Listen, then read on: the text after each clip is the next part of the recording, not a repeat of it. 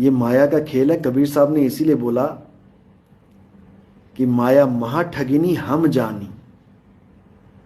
हम जानते हैं कि माया कैसे ठगती है। तिरगुण फांस लिए कर डोले, बोले माधुरी वाणी। बड़ा प्यार प्यार से बोलती है माया, बड़े प्यार से। इतना प्यार से बोलेगी तुम फंसते चले जाओगे अगर विवेकी नहीं हुए तो। अगर तुम्हारी जागृति नहीं है तो कोई नहीं बच सकता, कोई भी। और ये माया इतनी शातिर है, सबसे ज्यादा ये उस पर डोरे डालती है जो माया से दूर होना चाहता है। सबसे बड़ा खेल माया का यही है। तुम माया के पीछे पीछे भागोगे तो ये तुमसे आगे आगे भागेगी, हाथ नहीं आएगी, परेशान करेगी पूरा पूरा दिन। तुम माया के बारे में ही सोचते रहोगे लेकिन हाथ नहीं आएगी। और जब तुम माया से पीछा छुड़ाओगे तो ये तुम्हारे पीछे पीछे भागेगी डोरे डालती हुई, लेकिन तुम फंसना मत। याद रखना मेरी बात। जो जवान साधु हैं उनको तो स्पेशल बता रहा हूं मैं। बूढ़े साधु तो चलेंगे, कोई बात नहीं। बूढ़ों पर तो माया खुद ही कहती है ये तो इसमें बचा ही क्या है। लेकिन जो जवान साधु हैं मेरे भाइयों, अच्छे से समझ लो, ये माया का खेल बहुत तगड़ा है। जवान साधु क्या करें? बच के रहें। कैसे बचेंगे? हमारे गुरुओं का जो ज्ञान है वो समझा रहा हूं मैं तुम्हें। हमारे गुरु ने हमें अच्छी तरह समझा रखा है कि नितिन दास, ये माया जवान साधु पर पूरा निशाना लगाती है। बच के रहना नितिन दास।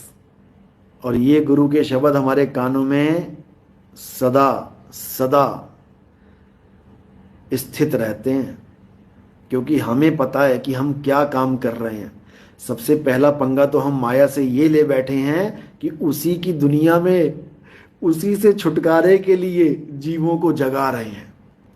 सबसे बड़ा काम तो, सबसे बड़ा पंगा तो माया से हमने ये लिया है कि माया की नगरी को खाली कर रहे हैं।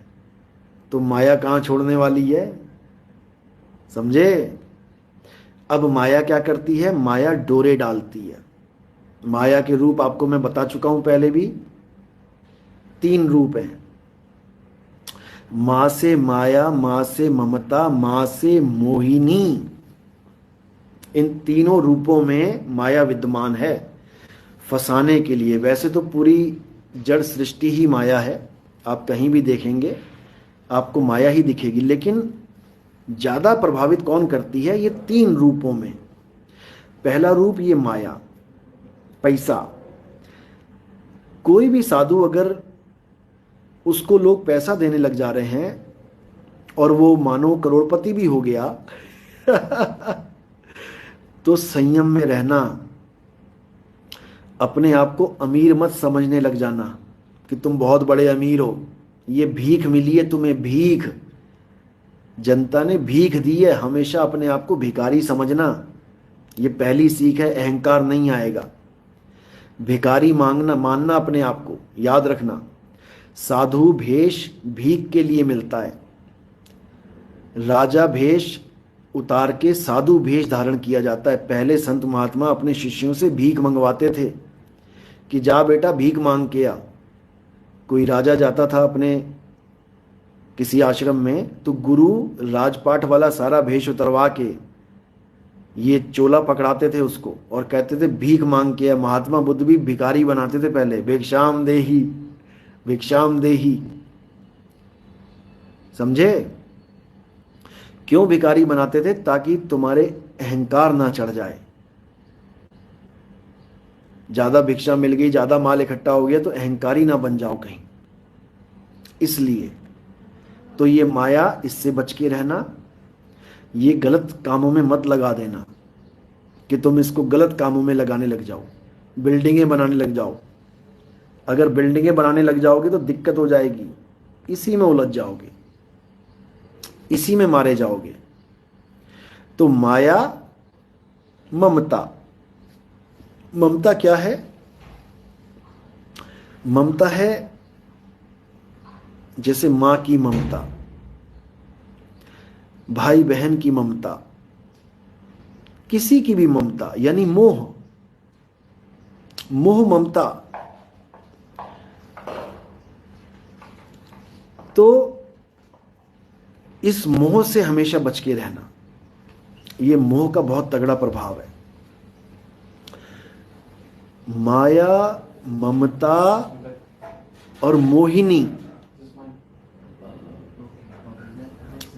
मोहिनी मतलब, मोहिनी मतलब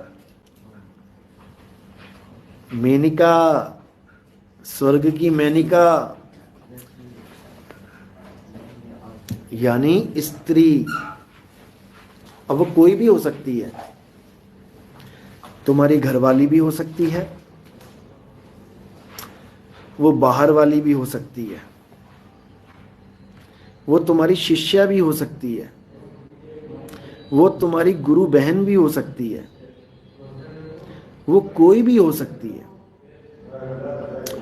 माया ममता मोहिनी, जिन बिन दंता जग खाया। याद रखना, बिना दांतों के खाएगी। बिना दांतों के क्यों खाती है ये?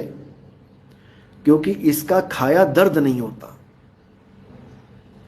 ज्यादा पैसा आ गया तो दर्द नहीं होगा, खुशियां मिलेंगी। ज्यादा मोह में पड़ गए, ज्यादा लोग प्यार करने लग गए तो खुशियां मिलेंगी।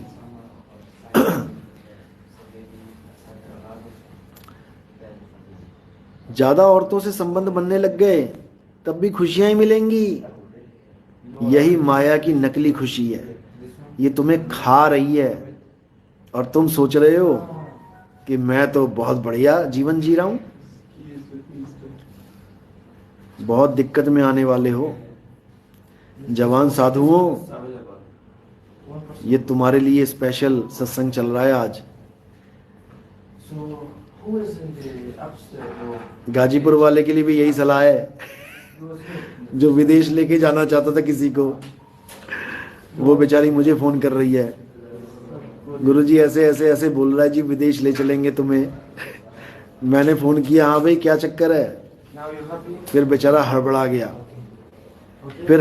गया, जवाब नहीं आया बेचारे को। मैंने जब क्लास लगाई तो दुहाइयां देने लग गया कबीर पंथ की।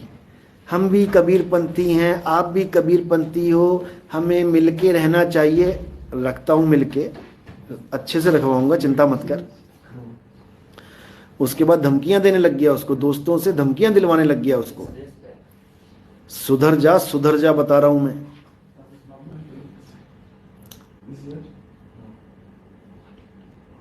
कोई बात नहीं, चलो अब इसकी बात आई गई है तो अभी कल परसों 3 दिन पहले इसने एक सत्संग निकाला जिसमें ये कबीर साहब को प्राप्त करने के लिए, क्योंकि शब्द तो इसके पास है नहीं, शब्द का भेद तो है नहीं, तो ये कबीर साहब को ही प्राप्त करवा पाएगा ये, यानी कबीर साहब की देह को ही प्राप्त करवा पाएगा। कैसे प्राप्त करेंगे कबीर साहब की देह को, जो सतलोक में सतपुरुष बैठा है इसका? इसने क्या सत्संग किया कि 3 प्रकार के ध्यान बताए इसने, कि तीनों प्रकार के ध्यान आप करोगे तब आपको परमात्मा मिल जाएगा।